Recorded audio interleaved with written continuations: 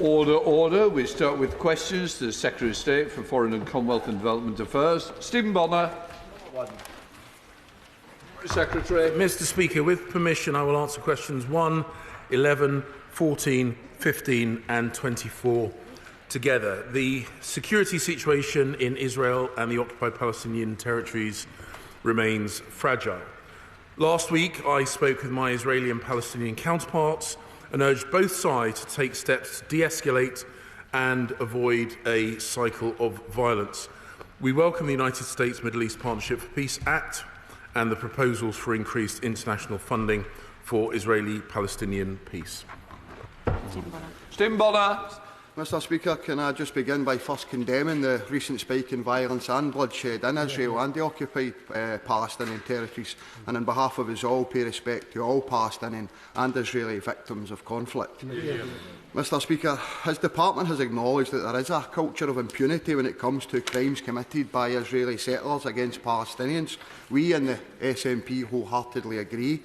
So can he tell us exactly what the government is doing to encourage Israel to end the widespread and systematic discrimination against Palestinian populations? And furthermore, can you also outline any of the concrete steps being taken to deter land seizures, to deter home demolitions and the forced evictions of Palestinian people and their communities?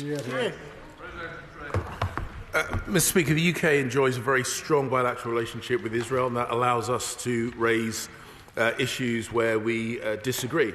And we have disagreed with settlement expansion, which we have raised directly, and we also disagree with the demolition of Palestinian homes, and our position on that is long-standing and consistent. In my most recent conversations with the Israeli Foreign Minister, I raised our concerns about the speculation of settlement building on the E1 territories within the occupied Palestinian territories, and I'm very pleased that there has now been a moratorium on such expansions because to do so, I think, would be damaging to the prospects of a sustainable two-state solution. Ellen Hayes. Thank you, Mr. Speaker. In February, I visited Masafa Yatta in the South Hebron Hills, where the Israeli government is planning to evict over 1,000 Palestinians from their homes. This sits alongside President Netanyahu's election pledge to annex West Bank settlements amounting to 30% of the territory, while Finance Minister Smotrich recently said the village of Humara should be wiped out. Can I ask the Foreign Secretary whether he has raised these matters with his Israeli counterpart, and how does he intend to ensure that the new Israeli government abides by its obligations under international law? We do raise the issues of settlement expansion with the government of Israel, and indeed we have raised, I have raised with my Israeli counterpart the need for a careful use of language, and have raised with both my Palestinian and Israeli counterparts the need for all of us to try and find ways of de-escalating the tensions. At this stage, I think that must rightly be the priority of all of us, whilst we continue to work with the Israeli government on making sure that we keep a sustainable two-state solution alive. Andrew Gwynn. Thank you. 5 years ago, the British government became the first in the world to endorse a concept of an international fund for Israeli and Palestinian peace. Since then, however, warm words have followed, but very little action. So can I ask the Foreign Secretary, firstly, given the desperate need for this fund right now with the deterioration of the situation in Israel and Palestine, whether the UK government will commit again to leading on that fund, and whether he will use the opportunity of the G7 summit in May to get other international partners lined up too. People-to-people links between Israelis and Palestinians is incredibly important, and we have funded and we do fund projects to build cooperation, whether it be at government-to-government level, the people-to-people level. We remain in close contact with our US counterparts about the International Fund for Peace. We want to make sure it is the most effective use of funding allocated towards people-to-people, and we will always look favourably at projects to build greater peace and cooperation, but we do want to make sure that anything we subscribe to or any funding we commit is done is allocated to the most effective way of bringing about that reconciliation. Andy MacDonald. In the West Bank town of Hawara, over 400 settlers, backed by Israeli soldiers, torched Palestinian homes, businesses and vehicles and killed 37-year-old Sama Aktesh in what senior IDF commanders have called a pogrom. Israel's Finance Minister Smotrich, who describes himself as a fascist homophobe, openly said Hawara should be wiped out. Mr. Speaker, such extremism has given licence by a lack of international accountability. So will the Minister, if he agrees with the rule of international law, commit to banning all goods sourced from Israeli settlements illegally built on occupied Palestinian land? Mr. Speaker, as I've said in answer to other questions, we have made it clear that the language that is used with regard to Israel and the OPTs needs to be de-escalatory.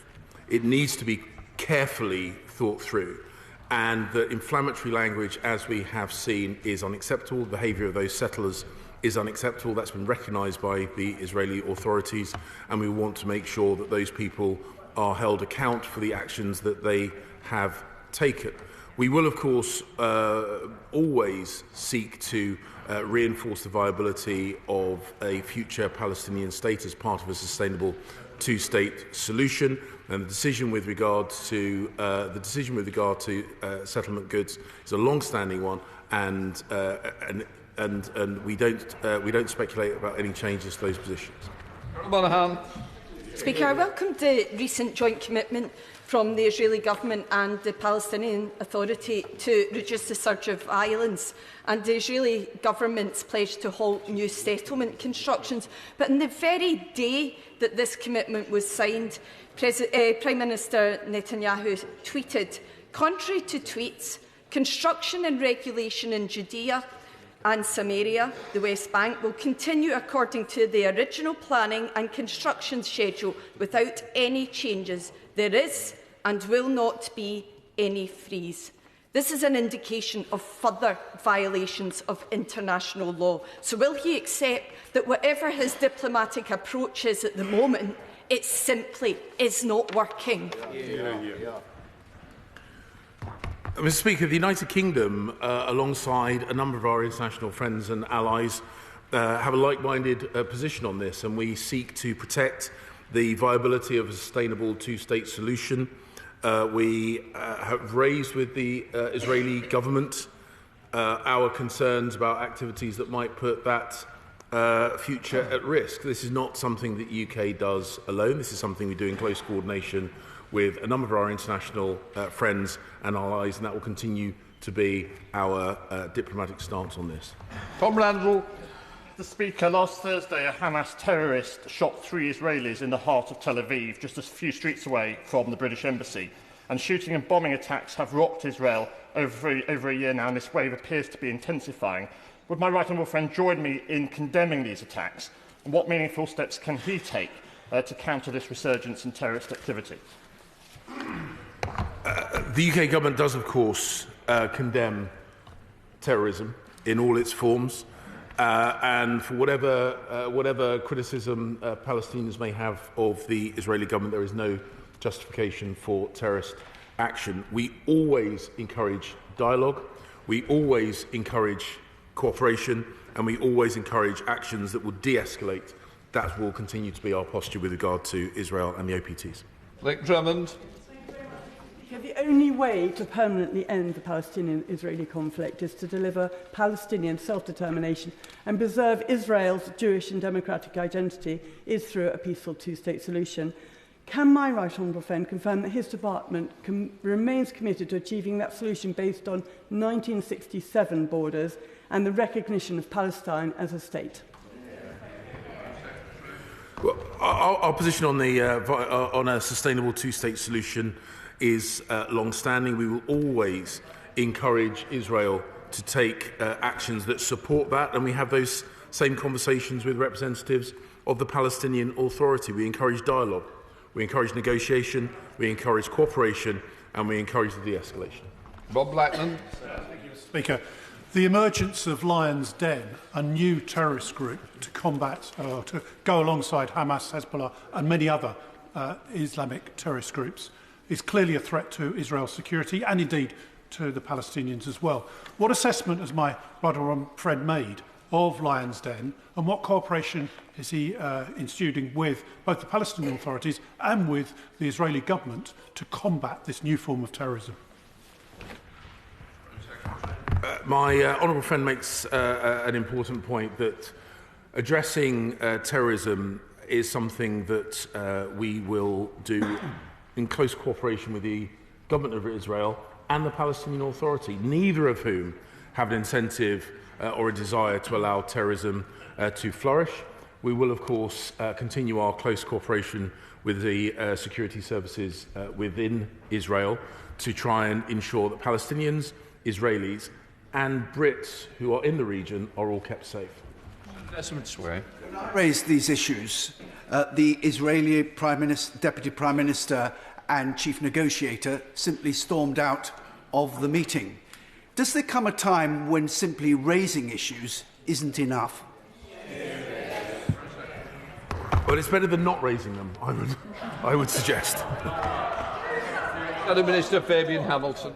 Thank you, Mr. Speaker. Mr. Speaker, as we've already heard this morning, on the 26th of February, following the appalling murder of 2 Israelis, a violent mob of 400 settlers attacked the Palestinian town of Hawara, killing 1, injuring hundreds and burning buildings and cars. A far-right minister in the Israeli government, as my honourable friend has just mentioned, then called for Hawara to be wiped out. Now, this shocking incident is part of the deteriorating situation in the occupied West Bank and the wider problem of settler violence, for which too often no one is held to account. So I ask the Foreign Secretary again, will the government press the Israeli authorities to condemn and crack down on these shocking incidents of settler violence? There has been condemnation of these actions from within the Israeli system, and we always make it clear that where there is law-breaking, that authorities should take action. And indeed, within the Israeli system, there has been a recognition of this action being illegal, provocative, and we therefore will continue to work with the Israeli government and the Palestinian Authority to find ways of de-escalating the situation, striving for peace and striving for what I think ultimately is in the best interest of Palestinians and Israelis and the region, which is a peaceful, sustainable two-state solution. SNP spokesperson Drew Hendrick.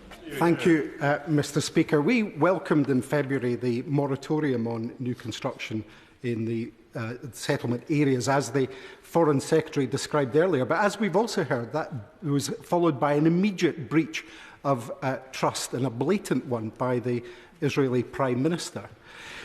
When he's raising issues, he says it's better to raise issues than not raise them. How does he do that? And how does he measure the success of raising those issues? Because we see absolutely no evidence of that success here. Well, I don't think it's news to anyone in the House that the situation in Israel and the OPTs is complicated and long-standing. We are not the only country in the world that raises these issues, and we will continue to raise the important issues.